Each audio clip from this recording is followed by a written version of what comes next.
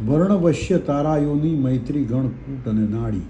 એમાં તારા તમે જોતા હશો તો તારા કેવી રીતે જુઓ?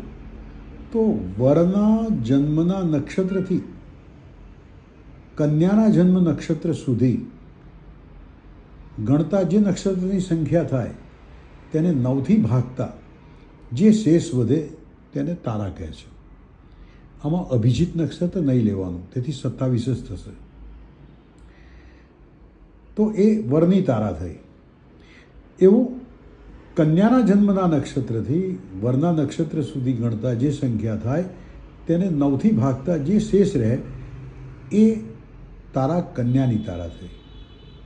હવે એક ઉદાહરણ, વરના જન્મનું નક્ષત્ર હસ્ત છે અને કન્યાનું જન્મ નક્ષત્ર ધારો કે પુષ્ય છે. તો હસ્તથી કન્યાના નક્ષત્રને તમે જોશો, પુષ્ય સુધી ગણશો તો 23 સંખ્યા થશે. તેને 9થી ભાગશો તો શેષ 5 હશે.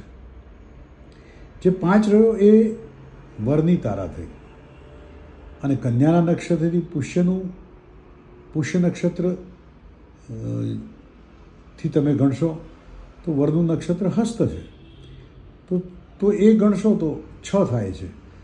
હવે તમે એને 9થી ભાગી ન શકાય એટલે 6ના 6 જ રહે. તેથી કન્યાની તારા 6 થઈ. આ રીતે જે તારાઓ આવે એમાં જો 3, 5 અને 7 તારા હોય તો એ ખરાબ છે, અને 1, 2, 4, 6, 8 અને 9 હોય તો એ તારા સારી જાણવી. 9ની જગ્યાએ 0 પણ હોય છે.